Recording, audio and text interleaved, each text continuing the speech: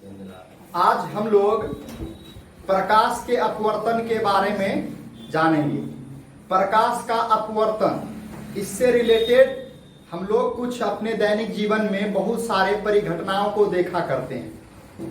हम लोग देखते हैं कि सूरज क्या होता है, दिन में है ना उगता है और शाम में क्या हो जाती है, डूब जाती है ना। तो रात में जब डूब जाता है सूरज, तो डूबने के बाद क्या होता है, हम लोगों को आसमान में बहुत सारे तारा जो है वो हमको चमकीला प्रतीत होता है। हम लोग रोज ऐसा देखते हैं, जब भी कोई आदमी या कोई भी बच्चा वो छत पे सोता है तो वो सोचने लगता है कि ये तारा जो है टिमटिमा क्यों रहा है ना। तो क्या इस प्रश्न का उत्तर क्या हो सकता है कि तारा क्यों टिमटिमाता। ठीक उसी प्रकार से हम लोग अगर किसी भी नदी या तालाब को देखते हैं तो नदी और जो तालाब होता है, जिसका गहराई होता है, निचला वाला तल होता है, वो वास्तविक तल से ऊपर उठा हुआ प्रतीत होता है। हम लोगों को गहराई कम प्रतीत होता है। ठीक उसी प्रकार से हम लोग क्या करें, किसी भी कांच का जो ग्लास होता है, उस कांच के ग्लास में हम लोग क्या कर दें, एक तिरछा कोई भी हम लोग कलम रख दें या पेंसिल रख दें, वो पेंसिल टेढ़ा प्रतीत होता है। ये हम लोग कई प्रकार का परिघटनाएं अपने दैनिक जीवन में देखा करते हैं। ये जो है परिघटनाएं क्यों घटित होती, इसका क्या कारण, तो उसी चीजों के बारे में आज हम लोगों को जानना है। हम लोग प्रकाश के बारे में जान रहे हैं और इससे पहले वाले क्लास में हम लोग प्रकाश का जो परावर्तन होता है उसके बारे में हम लोग पढ़ चुके हैं। तो आज हम लोगों को अपवर्तन के बारे में जानना है कि अपवर्तन क्या चीज है। तो उसके लिए आप लोग सबसे पहले हम लोग ये जानते हैं कि माध्यम क्या होता है। मान लेते हैं हम लोग ये जो है आपका एक कांच का टुकड़ा ले लेते हैं। ये एक आपका कांच का टुकड़ा ले लिया गया, ये आपका कांच है और इसके चारों ओर जो है आपका हवा। तो हम लोग जानते हैं प्रकाश क्या करती है, गमन करती है एक माध्यम से, है ना। माध्यम में ही ना गमन करता है प्रकाश, वायु में गमन करता है। फिर हम लोग जानते हैं कि कांच में भी प्रकाश गमन कर सकता है। ठीक उसी प्रकार से पानी में भी गमन कर सकता है, एल्कोहल में भी गमन कर सकता है, केरोसिन का जो ऑयल होता है उसमें भी गमन कर सकता है। प्लास्टिक ले लें हम लोग तो देखेंगे कि प्लास्टिक से भी प्रकाश जो है आर पार हो जाया करता है। तो ये सब क्या चीज है, तो इन सभी चीजों को माध्यम के नाम से जाना जाता है। प्रकाश जिस पदार्थ में गमन करता है वे पदार्थ माध्यम के नाम से जाना जाता है या मीडियम कहलाता है। जैसे हम लोग जान रहे हैं कि प्रकाश हवा में अगर गमन करेगा तो हवा यहाँ पर एक माध्यम का काम करता है, मीडियम का काम करता है। अगर प्रकाश की किरण, लाइट ऑफ रेज, अगर कांच से प्रगमन करती है तो यहाँ पर कांच क्या हो जाएगा, माध्यम का काम करेगा। तो माध्यम क्या चीज हो रहा, समझ में आ रहा। तो माध्यम के बारे में हम लोग जान लिए कि माध्यम क्या चीज है, जिसमें प्रकाश की किरण क्या करती है, प्रगमन करती है, वही क्या कहलाता है, माध्यम कहलाता है। एग्जाम्पल में यही सब आ जाएगा आपका, कांच, हवा, पानी, है ना, प्लास्टिक, ये सब आपका आ जाएगा। तो अब हम लोग प्रकाश के चाल के बारे में भी हम लोग जान रहे हैं। प्रकाश के परावर्तन में हम लोग पढ़े थे कि जो वेलोसिटी होता है प्रकाश का वो 3 गुना 10⁸ मीटर प्रति सेकेंड भी होता है। और ठीक ये वेलोसिटी जो होता है 2 गुना 10⁸ मीटर प्रति सेकेंड भी होता है। और फिर हम लोग जानते हैं कि ये जो है 2.25 गुना 10⁸ मीटर प्रति सेकेंड होता है। तो हम लोग यहाँ से ये पढ़े हुए थे कि जो निर्वात होता है या वायु होता है उसमें प्रकाश का चाल आपका 3 लाख है ना मीटर प्रति सेकेंड, ठीक है।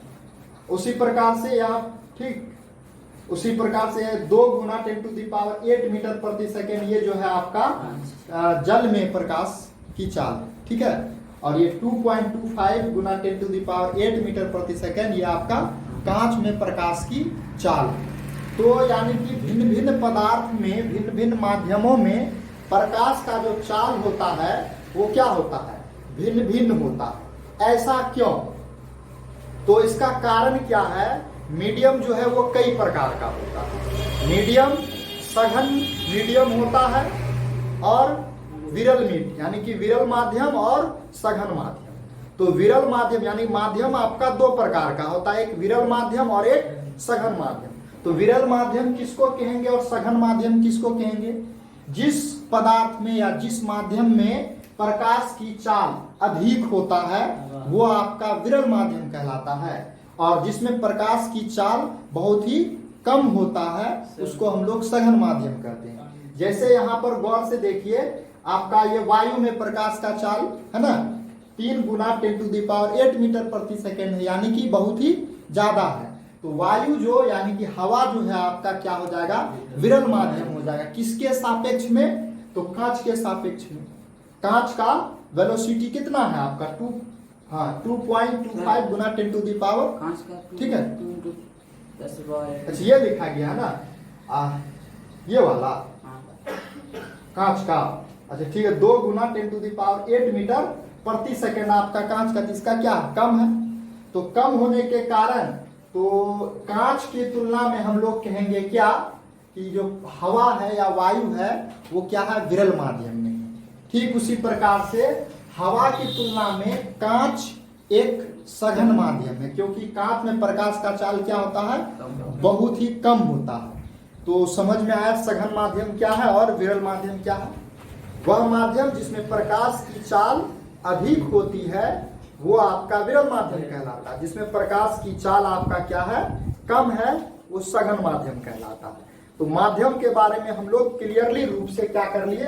जान लिए। और हम लोग वेलोसिटी ऑफ है ना भिन्न भिन्न पदार्थ का माध्यम का जान लिए, हवा में, कांच में और जल में है ना प्रकाश की चाल कितना है।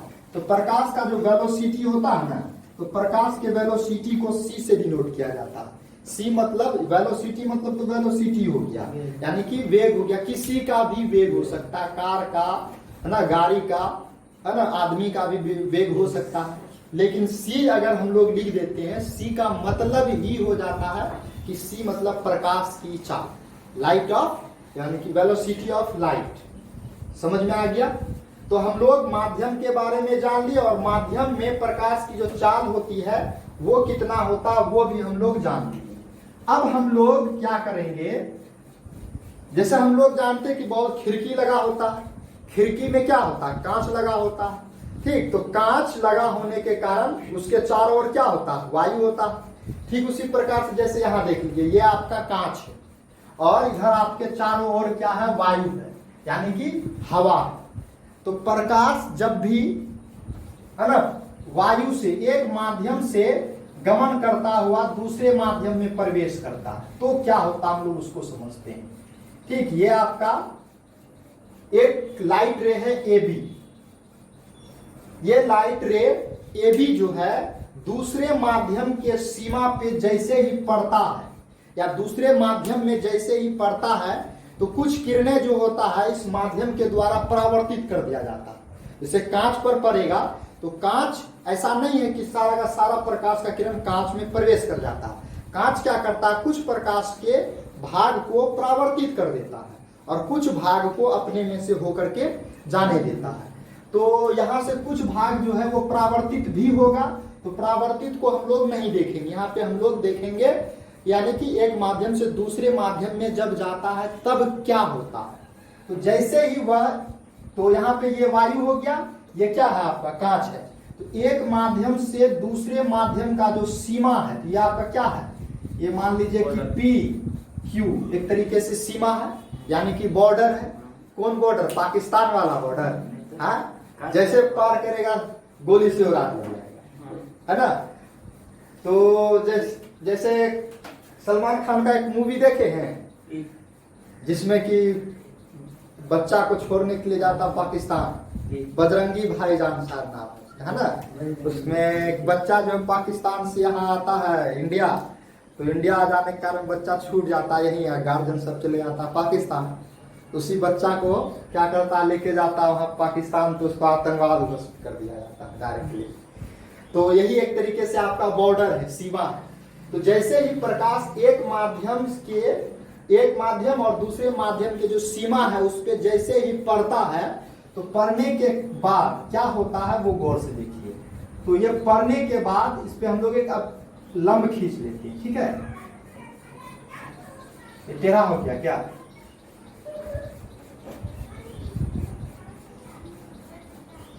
ये आपका एन और एन डैश, ये आपका लंब खींचा गया, जिसको हम लोग किस नाम से जानते हैं? अभिलंब। तो ये किरण जैसे ही एक माध्यम से दूसरे माध्यम में प्रवेश करता है, तो प्रवेश करने के साथ ये क्या होता है, ये जो अपना मूल मार्ग है उससे विचलित हो जाता है, इस तरीके से। इसको जाना था किस डायरेक्शन में, देख लीजिए, इस डायरेक्शन में जाना था। इसका मूल पथ जो है वो इस पथ में, यानी कि इस डायरेक्शन में उसको जाना था, प्रकाश की लाइट रे को, है ना। तो प्रकाश की लाइट रे सीधा चलता है, हम लोग जानेंगे यहां से। लेकिन जैसे ही एक माध्यम से दूसरे माध्यम में प्रवेश करता है, तो जिस पॉइंट पर वो पड़ता है उसी पॉइंट से वो क्या हो जाता है, मुड़ना स्टार्ट कर देता है। अब मुड़ते मुड़ते इस यानी कि विचलित हो जाता है, उसका पथ जो है, मूल पथ, उस पथ से ही विचलित हो जाता है। तो ये जो पथ से विचलित होने की जो घटना है, इसी विचलन को ही अपवर्तन के नाम से जाना जाता है। प्रकाश का किरण एक माध्यम से दूसरे माध्यम में गया, और जाने से होता क्या चीज है, जो प्रकाश का जो पथ होता है, लाइट रे का पथ यानी कि रास्ता, जिस पर इसको जाना था, उस पथ से विचलन या उसकी दिशा में परिवर्तन होना प्रकाश का अपवर्तन कहलाता है। इसीलिए हम लोग डिफिनेशन में पढ़े हैं कि प्रकाश का अपवर्तन वह प्राकृतिक घटना है या परिघटना है, जब प्रकाश की किरण एक माध्यम से दूसरे माध्यम में जाती है, तो वह अपने मूल पथ से क्या हो जाता है, विचलित हो जाता है, और इसी विचलित या अपने दिशा में परिवर्तन कर देता है। तो दिशा में परिवर्तन करने की घटना को हम लोग प्रकाश का अपवर्तन के नाम से जानते हैं, जिसको इंग्लिश में हम लोग रिफ्रैक्शन ऑफ लाइट कहते हैं। समझ में आया अपवर्तन क्या चीज है? हाँ, तो अपवर्तन दिखाने के लिए सदैव आपको माध्यमों की आवश्यकता होती है, और ये वहां पर दो माध्यम अति आवश्यक हो। एक माध्यम में कभी भी प्रकाश का अपवर्तन नहीं होगा, है ना। माध्यम दो होगा तभी प्रकाश का अपवर्तन संभव है। तो माध्यम क्या हुआ, दो होने के कारण एक माध्यम से दूसरे माध्यम में प्रवेश करने के कारण ये होता क्या चीज है, वो अपना पथ से विचलित कर लेता। तो विचलित कर लेने से यानी कि विचलित करने का जो घटना है, वही आपका अपवर्तन के नाम से जाना जाता है। तो यहाँ पर ये जो है, गौर से देखिए, ये एक एंगल यहाँ पे बन रहा है और एक एंगल यहाँ पे बन रहा है। अब हम लोग एक एक करके इसका नाम भी जान लेते हैं। हम लोग जानते हैं जो भी किरण होता है, किसी भी दर्पण पर या मिरर पर पड़ता है, वो क्या कहलाता है, आपतित किरण कहलाता है। ठीक उसी प्रकार से कोई भी प्रकाश का किरण जो किसी दूसरे माध्यम से टकराता है या पड़ता है, उसी किरण को हम लोग क्या कहेंगे, आपतित किरण के नाम से जानेंगे, आपतित किरण। तो यहां पर जो है आपका ए बी, ये ए बी है ना, ये आपतित किरण के नाम से जाना जाएगा। ठीक उसी प्रकार से ये अपवर्तित होने के बाद ये बीसी डायरेक्शन में चलने लगता है। तो ये जो आपका बी सी है, ये कौन सा किरण हो गया, पहले होता था दर्पण में हम लोग पढ़ते थे परावर्तित किरण, यहाँ पे अपवर्तन हुआ है। तो अपवर्तन होने के कारण हम लोग इसको क्या बोलेंगे, अपवर्तित किरण, अपवर्तित किरण। और अपवर्तित किरण आपका कौन है, तो ये बीसी, देख रहा है, दिखाई दे रहा है ना, बीसी, ये आपका अपवर्तित किरण है। उसके बाद हम लोग पढ़े थे आपतन कोण। तो यहाँ पर भी आपतन कोण बनता है, और वो आपतन कोण को हम लोग किससे सूचित करते थे, आई से सूचित करते थे। यहाँ पर भी हम लोग आपतन कोण को आई से ही सूचित करते हैं, और यही आपका आपतन कोण है, आपतन कोण। और ये आपतन कोण कैसे बनता है, आपतित किरण और आपतन बिंदु पर डाले गए अभिलंब से। तो ये देख लीजिए अभिलंब है, ये वाला जो है आपका एन, और इस पॉइंट को हम लोग मान लेते हैं, चलिए बी जो आपका दे ही दिया है, एन बी एंड डैश, ये जो है आपका अभिलंब, अभिलंब, एन बी एंड डैश, यानी कि ये वाला जो डंडा है वो आपका क्या है, अभिलंब है। और दूसरे माध्यम के जिस बिंदु पर आपतित किरण पड़ती है या आपतित होती है उस बिंदु को हम लोग किस नाम से जानते हैं, आपतन बिंदु के नाम से जानते हैं, आपतन बिंदु। ठीक है, इंसिडेंट पॉइंट जिसको हम लोग कहते हैं या इंसिडेंट पॉइंट के नाम से कहते हैं। ठीक, तो ये आपतन बिंदु हो जाएगा आपका। ठीक, तो ये आपतन बिंदु यहाँ पे बी हो गया है। ठीक, उसके बाद ये अपवर्तित किरण भी हम लोग जान लिए, आपतन कोण के बारे में जान लिए। आपतन कोण को हम लोग सदैव क्या करते हैं, आई से सूचित करते हैं। तो आपतन कोण यहाँ पे एंगल ए बी एन आपका आपतन कोण हो जाएगा। ठीक, उसके बाद यहाँ पे जो कोण बना है देख लीजिए, अभिलंब और ये जो है आपका अपवर्तित किरण, इसके द्वारा जो कोण बनता है उसको हम लोग कहते हैं अपवर्तित कोण या अपवर्तन कोण कहते हैं, जिसको हम लोग किससे सूचित करते हैं, आर से ही सूचित करते हैं। ठीक है, तो ये वाला जो कोण है आपका, इसी कोण को हम लोग क्या कहेंगे, अपवर्तन कोण। आपतन कोण ये हो गया, अपवर्तन कोण ये वाला हो गया आपका। ठीक, कोई दिक्कत है यहां तक? चलिए, इससे पहले वाले क्लास में हम लोग जब परावर्तन में पढ़ रहे थे तो वहां पर क्या हमको देखने को मिलता था कि आपतन कोण जो है वो परावर्तन कोण के क्या होता था, बराबर होता था। आई जो है वो आर के इक्वल होता है, आई और आर ये दोनों आपस में क्या होता है, इक्वल होता है। लेकिन यहाँ पर देखिए, आपतन कोण बड़ा दिख रहा है, अपवर्तन कोण छोटा दिख रहा है। तो जब भी प्रकाश का अपवर्तन होता है, प्रकाश के अपवर्तन में आपतन कोण और अपवर्तन कोण बराबर नहीं होता। हम लोग इसके बारे में आगे में पढ़ेंगे, अभी चर्चा करेंगे। तो यहां पर हम लोग क्या देखें, प्रकाश का किरण जब एक माध्यम से दूसरे माध्यम में आया तो क्या क्या घटना घटित हुआ, उनसे सारा जो भी रिलेटेड टर्म्स था उन सभी टर्म को हम लोग क्या कर लिए, क्लियरली रूप से जान लिए। अब हम लोगों को यह जानना है कि अपवर्तन हुआ क्यों, क्या कारण था जिससे कि प्रकाश की किरण एक माध्यम से दूसरे माध्यम में जाने पर उसका अपवर्तन हुआ, ऐसा क्या कारण था। तो कारण क्या है वो समझिए। हम लोग अभी पढ़े कि जो प्रकाश का चाल होता है भिन्न भिन्न माध्यमों में क्या होता है, भिन्न भिन्न होता है। तो अलग अलग माध्यम में भिन्न भिन्न होने के कारण, अब जैसे हम लोग वायु में पढ़े या निर्वात में प्रकाश की चाल क्या है, ज्यादा है, कांच में क्या है, कम है। तो कांच में प्रकाश की चाल कम होता है।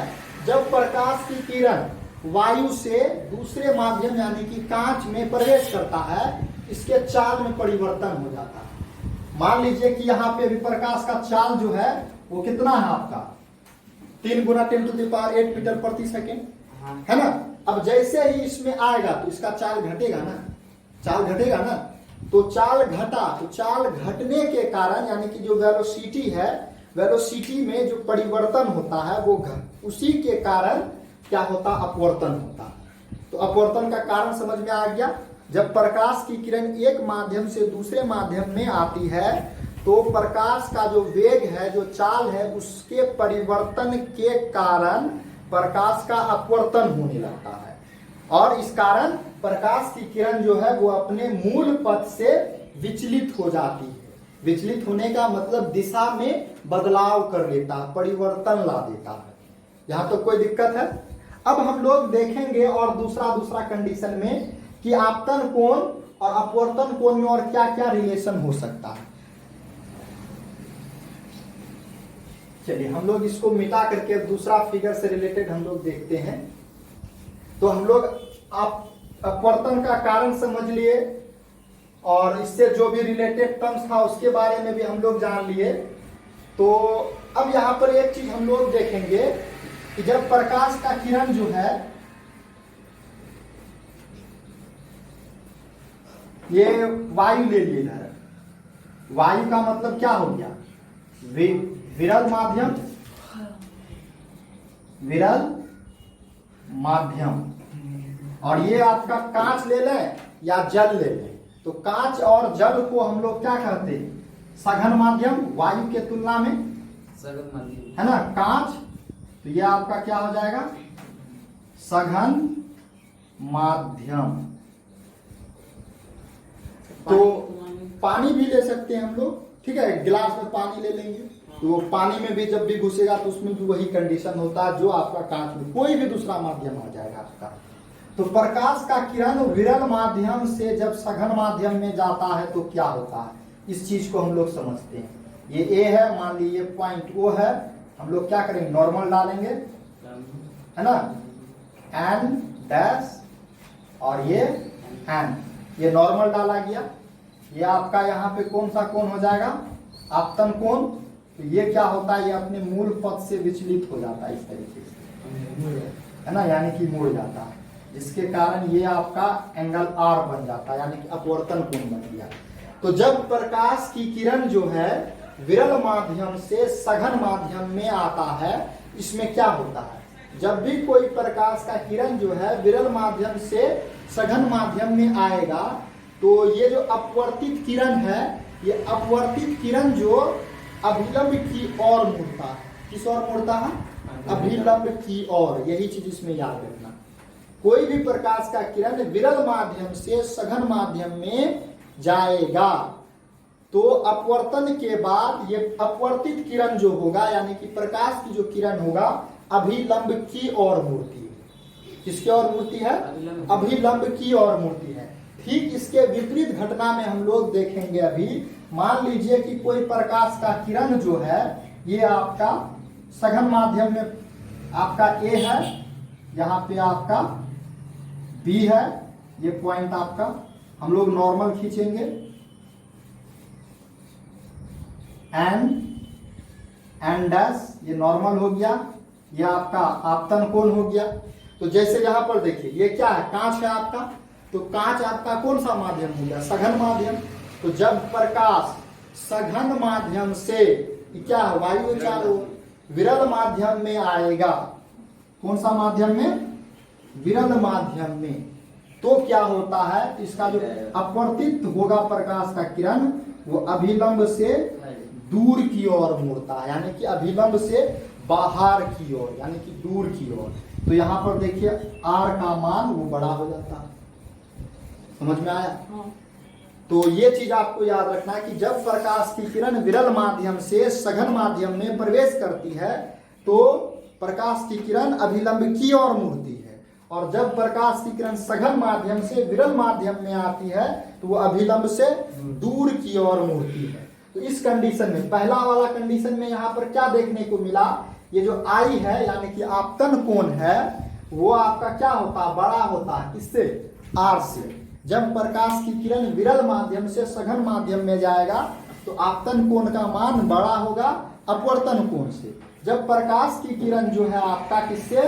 सघन माध्यम से विरल माध्यम में प्रवेश करेगी, उस समय क्या होगा? आपका आई का मान छोटा हो जाएगा, आर का मान क्या हो जाएगा? बड़ा हो जाएगा। इसी चीज के बारे में हम लोग कल भी पढ़े हुए है ना। तो इस तरीके से हम लोग माध्यम से रिलेटेड आपका जो भी चीज था उसके बारे में हम लोग जान लिए। चलिए अब हम लोग एक अलग कंडीशन पर विचार करते हैं। जब प्रकाश की किरण विरल माध्यम से सघन माध्यम में प्रवेश करती है, और फिर यदि हम लोग उस सघन माध्यम की प्रकाश की किरण को यदि पुनः हम लोग निकाल दें, जैसे खिड़की में कांच लगा होता है, तो प्रकाश का किरण आता है, कांच पे पड़ा, तो पहले तो वायु में घूम रहा था, वायु से क्या हुआ? कांच में प्रवेश किया, कांच में प्रवेश करने के बाद क्या होता है? रूम के अंदर चले आता है, तब ना रूम में प्रकाश लाइट आ जाता है। तो वही घटना हम लोग यहाँ पर करके देखते हैं क्या होता है। तो इस चीज का हेडिंग में आपका यही होगा कि जब प्रकाश की किरण विरल माध्यम से सघन माध्यम में और पुनः दोबारा विरल माध्यम में जाने पर क्या घटना घटित होता है। कल हम लोग हेडिंग भी यही दिए थे ना, यानी कि वायु से कांच में और पुनः कांच से वायु में प्रकाश की किरण का स्थिति को देखते हैं। तो हम लोग इसके लिए सबसे पहले क्या करते हैं, एक बहुत बढ़िया सा फिगर बना लेते हैं। ये आपका क्या है, कांच का एक आयताकार टुकड़ा है ना, आयताकार टुकड़ा ही होगा, आयत दिख भी रहा है। तो ये तो आपका सघन माध्यम हो गया, चारों ओर वायु है तो वो क्या हो जाएगा, विरल माध्यम हो जाएगा। ये आपका क्या हो जाएगा, एक प्रकाश का किरण। ये आपका ए, इसको इस पॉइंट को हम लोग मान लेते हैं ओ। तो यहां पे क्या हो जाएगा, तो बाहर भाग रहा, ये आपका हो जाएगा इस तरीके से। हम लोग एन डैश और एन खींच लिए।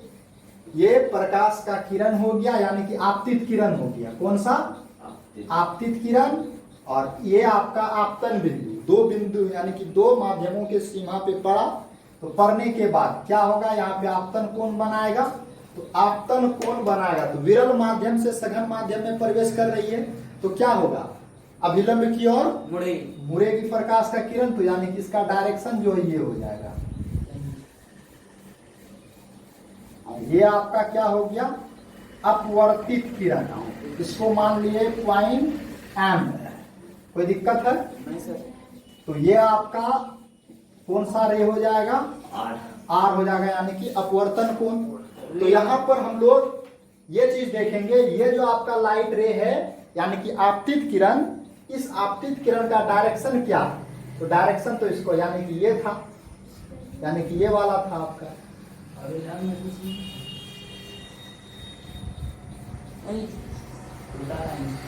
भाग रहा है ऊपर क्या, थोड़ा सा इसके लिए अच्छा वो हो जाएगा आपका सीधा आ जाएगा।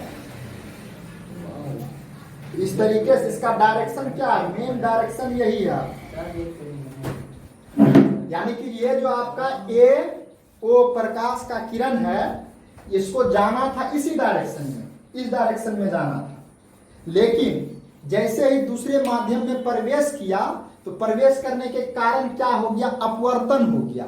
अपवर्तन होने के कारण इसका जो मेन यानी कि मूल दिशा था वो विचलित होकर के वो इस डायरेक्शन में आ गया। ठीक है, चलिए उसके बाद इसको हम लोग डॉट डॉट लाइन दिखा देते हैं, क्योंकि इस पे प्रकाश तो गया नहीं है। ये आपका डॉटेड लाइन हो जाएगा।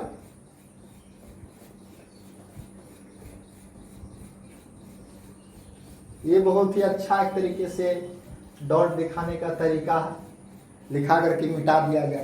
तो ये आपका डॉट यानी कि मूल पथ ये होना चाहिए था, लेकिन अपवर्तन के कारण हो गया ये। अब क्या हो गया, ये विरल से सघन माध्यम में आया। अब सघन माध्यम से क्या होगा, निकलेगा कांच से क्या होगा, बाहर निकलेगा प्रकाश का किरण। तो बाहर निकलेगा तो क्या होगा, हम लोग यहाँ पर एक अभिलंब डाल देते पुनः, एन डैश, ये डाल दिया गया। अब डालने के बाद ये आपका आपतन बिंदु हो गया और ये अपवर्तित किरण यानी कि है, ये आपका बाहर निकलेगा।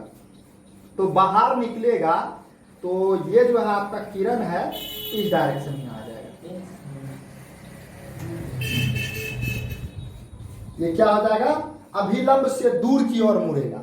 जब प्रकाश की किरण सघन माध्यम से विरल माध्यम में प्रवेश करती है तो अभिलंब से दूर की ओर मुड़ जाती है ना।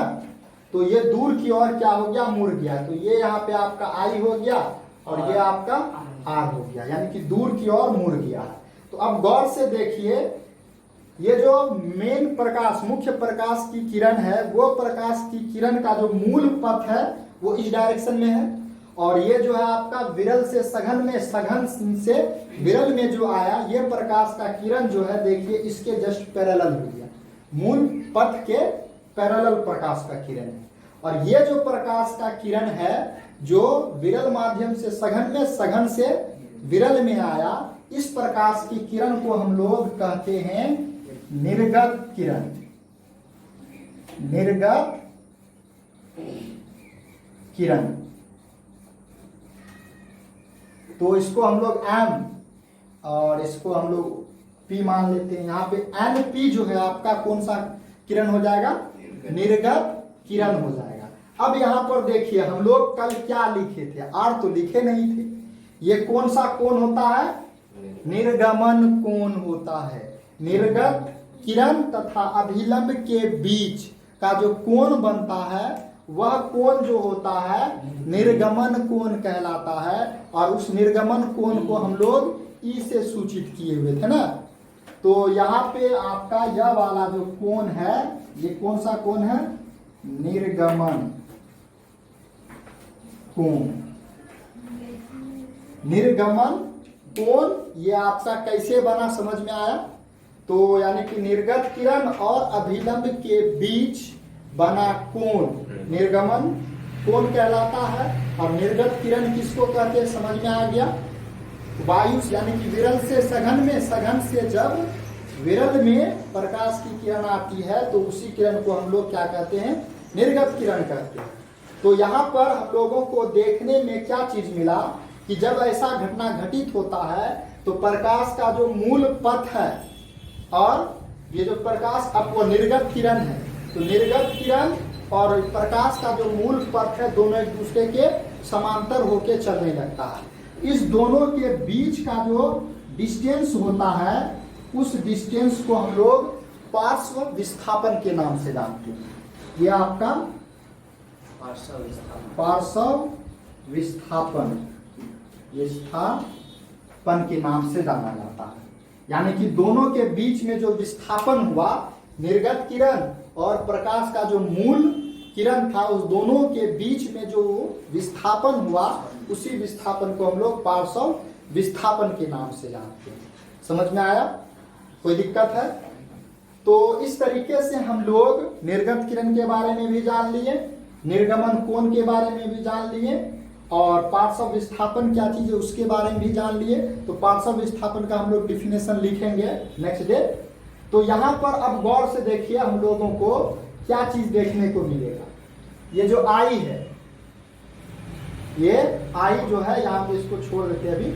आई मतलब यहाँ पे आपतन कोण, आई मीन्स, और ये वाला जो है निर्गमन कोण यानी कि ई, ये दोनों आपस में इक्वल होगा। ये दोनों ऐसा क्यों इक्वल हो रहा है, गौर से देखिए।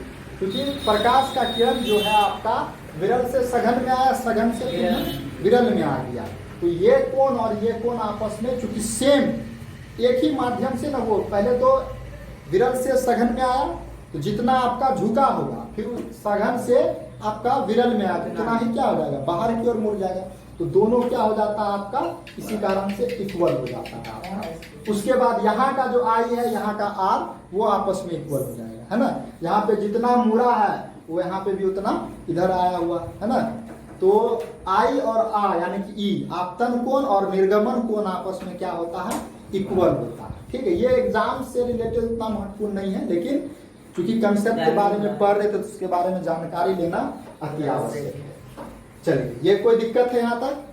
चलिए, अब हम लोग और एक घटना देखते हैं। वो घटना क्या चीज होता है उसके बारे में भी हम लोग समझते हैं। मान लिया कि कोई प्रकाश का किरण है, वो प्रकाश का किरण एक माध्यम से दूसरे माध्यम में लंबवत आपतित होगा तो क्या होगा। जैसे कि हम लोग दर्पण में करके देखा करते थे, ये बना लेते थे हम लोग क्या, दर्पण, प्लेन मिरर। प्लेन मिरर में कोई भी प्रकाश का किरण अगर क्या होता था, परपेंडिकुलर यानी कि लंबवत आपतित होता था, यानी कि इस डायरेक्शन में गया है तो वो क्या करता है, यानी कि ए से ओ की डायरेक्शन में गया प्रकाश की किरण, लंबवत पड़ा तो दर्पण क्या करता था, उसको उसी पाथ पर लौटा देता है ना, इस डायरेक्शन में भगा देता। ऐसा होता है ना, करके देखिए, प्रैक्टिकल करके देखिएगा। लाइट जैसे टॉर्च ले लीजिए, एक सामने में प्लेन मिरर घर में होता ही होता, उसको ऐसे मारिएगा, देखिएगा वो वापस आप ही पास आ जाएगा। अब ठीक उसी प्रकार से हल्का तिरछा लगा दिया, यानी कि इस तरीके से टॉर्च का लाइट है ना, ऐसा कर लीजिएगा।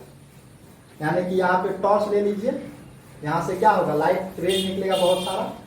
ये सारा लाइट रेज जो है आपका ऐसे आया, उतना ही एंगल बनाता है, यहाँ से इधर निकल जाएगा। देखिएगा करके, यानी कि कोना कोनी हो जाएगा। इधर से मारिएगा तो उधर निकलेगा, उधर से मारिएगा तो इधर निकलेगा। लेकिन जैसे परपेंडिकुलर ऐसे हम लोग लाइट रे डालेंगे टॉर्च का, तो वो क्या होगा, आपको वापस आप ही पे डालेगा, उसी पाथ पे क्या होगा, लौटा देगा।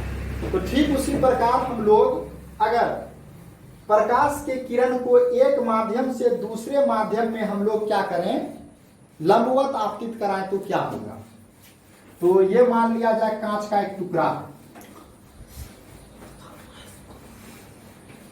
तो उसके बाद ये आपका प्रकाश का किरण है, ये आपका क्या हो गया, लंबवत आपतित हो गया। तो लंबवत आपतित होने के कारण अब ये दूसरा माध्यम में क्या करेगा, प्रवेश करेगा, तो इसमें किसी भी प्रकार का कोई अपवर्तन नहीं होता, वो सीधा निकल जाता है। किसी भी प्रकार का कोई भी अपवर्तन नहीं होता, एक माध्यम से दूसरे माध्यम में जा रहा है। फिर भी ये आपका ए है, ये ओ है, ठीक, ये आपका सी है। तो ए ओ जो है आपका आपतित किरण है, ओ सी आपका क्या है, अपवर्तित किरण है। लेकिन यहाँ पे अपवर्तित हुआ ही है, ठीक है, एक माध्यम से दूसरे माध्यम में गया, लेकिन किसी भी प्रकार का विचलन नहीं हुआ। जो डायरेक्शन था प्रकाश का किरण का वही डायरेक्शन है। समझ में आया? ये कांच है, कांच का सिल्ले, ये ए बी सी डी एक आयताकार कांच का टुकड़ा है। तो इस पे जैसे टॉर्च आप लोग क्या कीजिएगा, मारिएगा ना, तो प्रकाश का किरण देखिएगा वो सीधे चले जाएगा। आप करके प्रैक्टिकल करके देखिए, कांच का टुकड़ा ले लीजिए, शीशा होता है ना शीशा घर में, उसको फोड़ दीजिए, छोटा वाला फोड़ना, ऐसा नहीं बड़ा वाला लिए पटक के फोड़ दिए और घर में डंडा ले पिटाई दे रहा है, ठीक है।